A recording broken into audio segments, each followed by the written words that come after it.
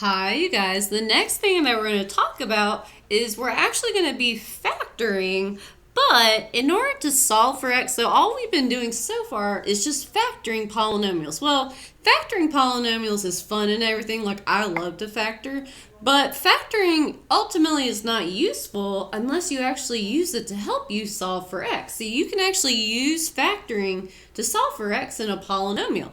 Okay, and you do that by using something called the zero product property. So let's talk about the zero product property.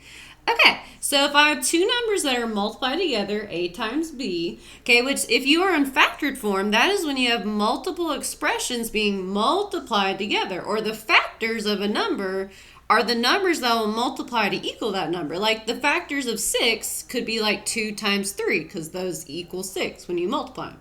Okay, so if you have more than one number being multiplied, guess what? You are in factored form. So if I have two factors that equal 0, so if I have something times something equals 0, what are the possible values of a and b that could make this true? So what can you multiply to another number to get 0? Holy hot dog, that would be 0. So if you are in factored form and each of those factors multiply to equal 0, then at least one of your factors must be 0 for that to be true. Like if a was 0, 0 times b is 0. If b was 0, a times 0 is 0. So at least, or maybe both of your factors have to be 0 in order for this to make sense. Okay, so what we're going to be doing, we're going to be solving for x by factoring. Okay, and we want our factors to equal 0 for the zero product property to work. So you're going to have an equation like this. Okay, but before we get started, if we actually want to solve for x through factoring, we must make one side 0.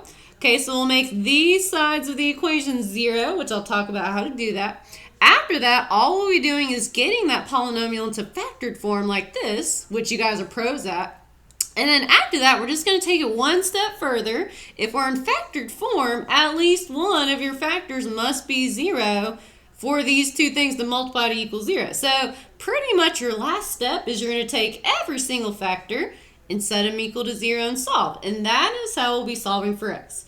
Okay, which if you're like, Miss Long, you're talking nonsense. I don't know what you're talking about. Well, if that is you, it's okay. It will make more sense after we solve one. So why don't we get started on example 2? That sounds like a great idea to me. I know, it is a great idea. You guys always agree with me. It's wonderful. Okay, and like normal, my screen is frozen. Come on, thanks. Okay, it's unfrozen. Thank you. Okay, so we are going to use the zero product property to help solve for x. Okay, so we're going to do this using the different factoring techniques that we've talked about, which we talked about 3 different techniques, actually technically 4. So in the next 3 examples, we're going to use 3 of those techniques to help us solve for x. Well, let's get started on example 2. Let's do it. Okay, so I have the equation x squared plus 18 equals 9x. Now, if you have an equation and you're trying to solve this thing for x, the first step, we want to get this thing into factored form, and we want it to multiply to equal 0 because that will help us to solve for x. So I must make this side of my equation 0, which means, unfortunately, this 9x is going to have to move. So sorry, 9x, you are moving to the other side. So I'm going to subtract my 9x on both sides. Okay, which if you guys notice, I don't have anything, so 9x minus 9x will be 0, which remember my goal is to make this side of my equation 0. So I've already done that. So if you're trying to make this side of your equation 0 and it's not already 0, you just need to move whatever's on this side to the other side. And honestly, you guys, it really doesn't matter which side you make 0. I just chose this side because I only have one term, so it's less work. Again, mathematicians tend to be lazy, right? So this is the easiest thing and the least amount of work. So that's what I'm going to do. Okay, now, when I subtract 9x to the other side, I don't have any like terms to combine to. So guess what? I can't combine it to anything. So I'm just going to leave it. I'm going to write this from the highest exponent to the smallest. So I'm going to do x squared minus 9x plus 18. And that will just help me to line everything up, which will make my life easy to factor. So I'm going to try to color coordinate, because you know me, I like things to be color coded. So I have an x squared, I have an x, and I have a number without an x. Now the x squared doesn't have anything in front of it, so there's secretly a 1. Okay, and in front of my x is the 9, so minus 9. And then my 18 doesn't have an x, so I'm just going to put plus 18. Sorry, guys. I'm kind of squeezing around that 0, so I apologize. And all that will be equal to 0 now, because 9x minus 9x equals 0. Okay, so I've done my first step, which is to make this side of my equation equal 0. Okay, now, before you start factoring, the very first thing you should try before you try any other technique is to factor out a GCF if there is one. So let's see. I have a 1, a 9, and 18. So the largest number that will divide into 1, 9, and 18, well, that's a 1, which technically 1 is a GCF, technically. Okay, but if I divide by 1, I'm going to end up with the same thing. So it's kind of, again, mathematicians are lazy, so that's kind of a waste of my time. So I'm not going to do that. Okay, and then I don't have an x in each term, so x is definitely not a part of my GCF. So guess what, you guys? This problem doesn't have a GCF, okay, which that's fine. If you don't have a GCF, guess what? You just move on. So the next step you're going to do is to try to factor this polynomial, which factoring technique makes sense if you have 3 terms and then your highest exponent is 2, which is a quadratic.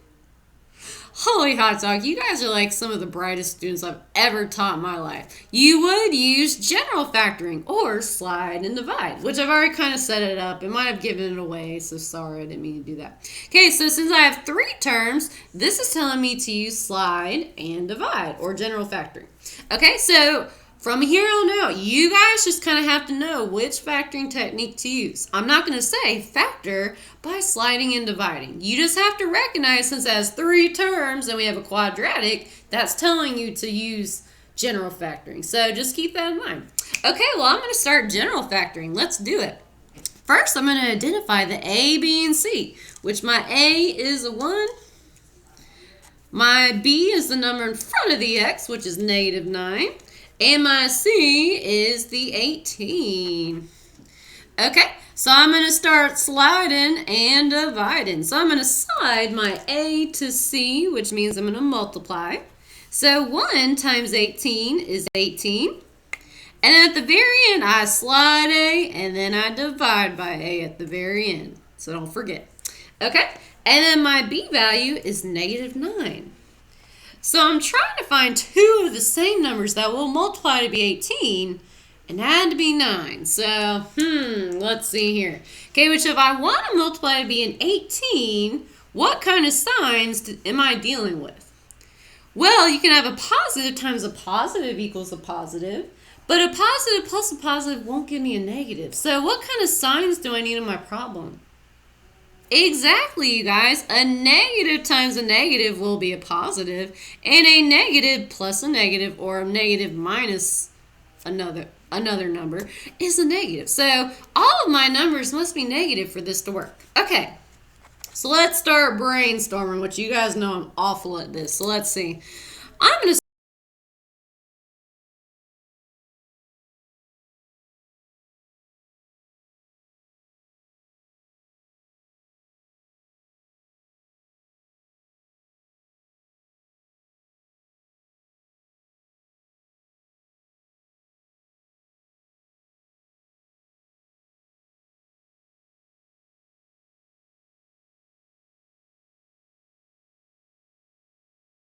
you guys always know the answer. So what do you guys think is going to work? Because I'm striking out right now.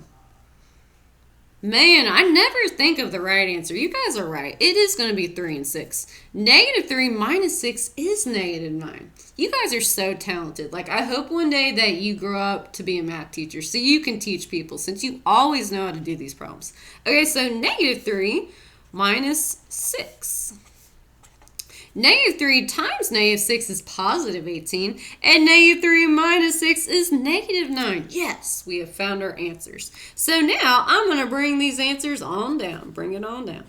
So I'm going to have x minus 3 and then x minus 6. Okay, and I'm going to simplify. So negative 3 over 1, or divided by 1, is a negative 3. So I have minus 3. And then negative 6 divided by 1 is a negative 6, so minus 6. Okay, now usually after we'd factor, we would be done. But I actually want to know, well, which values of x will make this equation true? Okay, if you guys see here, I have something times something else equals 0. Okay, now before we talk about solving, since I have factored, I cannot factor it any further. Okay, so what this notation is called right here, this notation right here, is called factored form. I have reached factored form. I have factored till I cannot factor anymore. Okay, I have something times something equals 0. That is our factored form. Now, after we reach factored form, we're actually going to solve for x. So like I was saying before I rudely interrupted myself. Geez, self, get it together. Anyways, I was telling you guys that we have something times something equals 0. So what do you have to multiply to another number to get 0?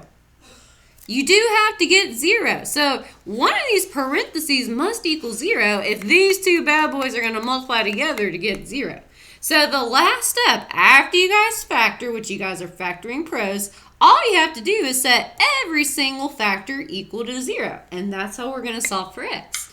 Okay, so I'm going to set this parenthesis equal to 0. So x minus 3 equals 0. And I'm going to set this parenthesis equal to 0. Because one of these parentheses has to be 0 if they multiply to equal 0. Okay, well, let's solve this thing for x. So the way that I bring a negative 3 to the other side is by adding it on both sides, which negative 3 plus 3 cancels and turns to 0, and 0 plus 3 is 3. So for my final answer, when you are solving for x, okay, when you solve for x, especially with a polynomial, okay, your final answer, these are called zeros, roots, x-intercepts, or solutions. All 4 of these words mean the same thing, which don't ask me why someone came up with 4 different words to mean the same thing, but you know, that's just how we are. So one of my answers, or one of my zeros, is going to be x could equal 3. So that is one of my zeros, roots, x-intercepts, or solutions. They all mean the same thing. Okay, or I have another possibility over here. Or this one could equal 0. So I need to solve this for x. So how do you bring negative 6 to the other side? You would add it on both sides. Nice work. So negative 6 plus 6 will cancel and turn to 0. 0 plus 6 is 6. So x could be 3, or x could equal 6. If x was 3, 3 minus 3 is 0, and 0 times anything is 0. If x is 6, 6 minus 6 is 0, and anything times 0 is 0. So either of those work out. So this would be my answers for x. Okay, so that's all we're going to be doing, which I know that seemed like a lot. We're going to make one side of our equation 0. We're going to factor it and get it to factored form. And then we're going to set every single factor equal to 0. And that's how you solve for x. Let's get started on the next one.